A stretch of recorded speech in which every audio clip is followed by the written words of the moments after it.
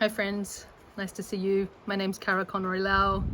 I'm a member of the Planet Dharma team, and I'd like to share my thoughts on the North and South Node in AstroDharma to celebrate the upcoming course coming up with Catherine Sensei, Dharma in the Stars. So, why the North Node and South Node is so powerful?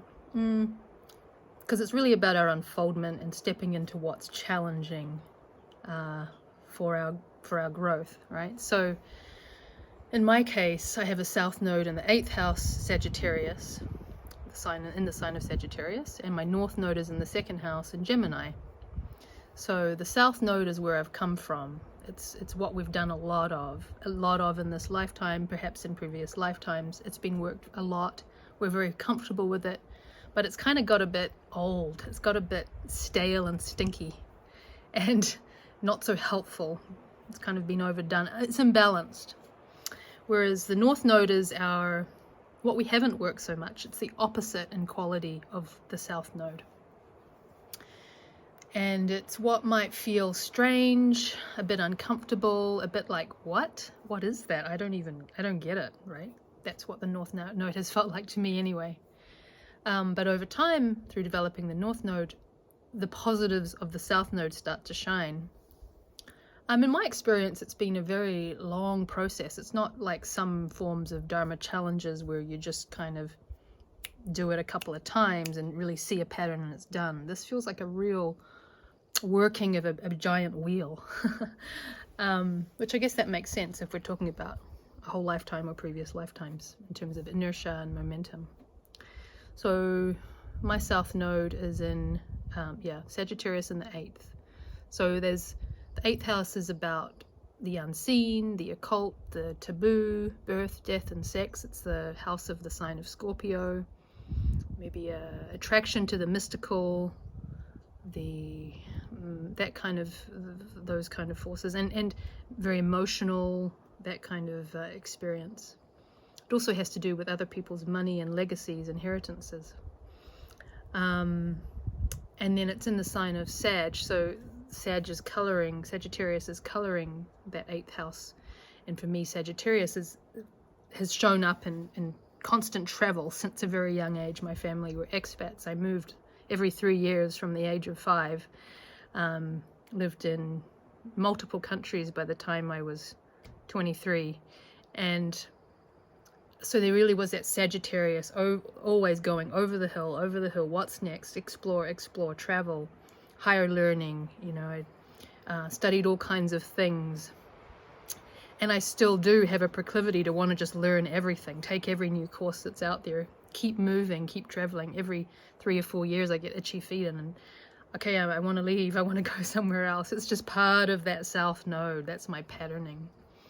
And also a great love of spirituality from quite relatively young, 21, 22. I was like, something's not working. I'm in a terrible, unhappy, depressed, heavy place of despair.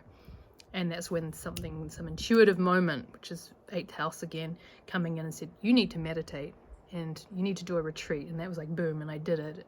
And the calling, oh, you need to go meet that Kapal Doug Duncan guy. He's the real deal. So there's something that I just went, right? So that's quite Sagittarius in the 8th house. So the trouble with that is that it doesn't really have a lot of stability. It gets me places very quickly and helps me learn a lot of different things, but tends to not be very grounded.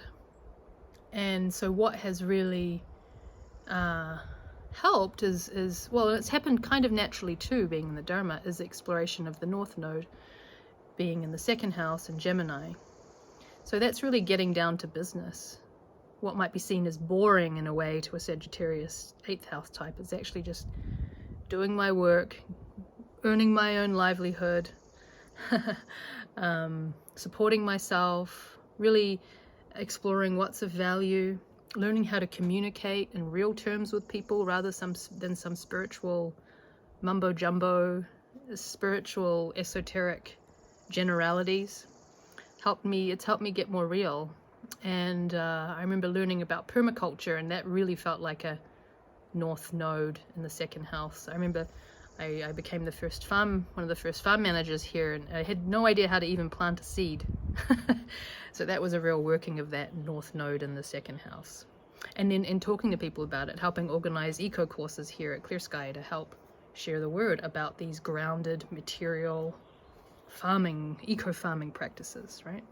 And that really changed me a lot. I went from being an ethereal, travel everywhere, ungrounded young woman to slowly over time more grounded, more present with where I am in this new environment, which is Canada, having come from New Zealand, Singapore, Japan, China, etc.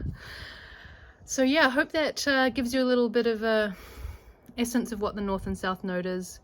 And yeah, write a comment or share how that landed for you, and if you have any thoughts about your North and South Node, we'd love to hear. If you don't know about it, Catherine Sensei has a wonderful online AstroDharma course, and she's teaching an AstroDharma retreat this June, so you might like to join us. All right, have a great day. See ya.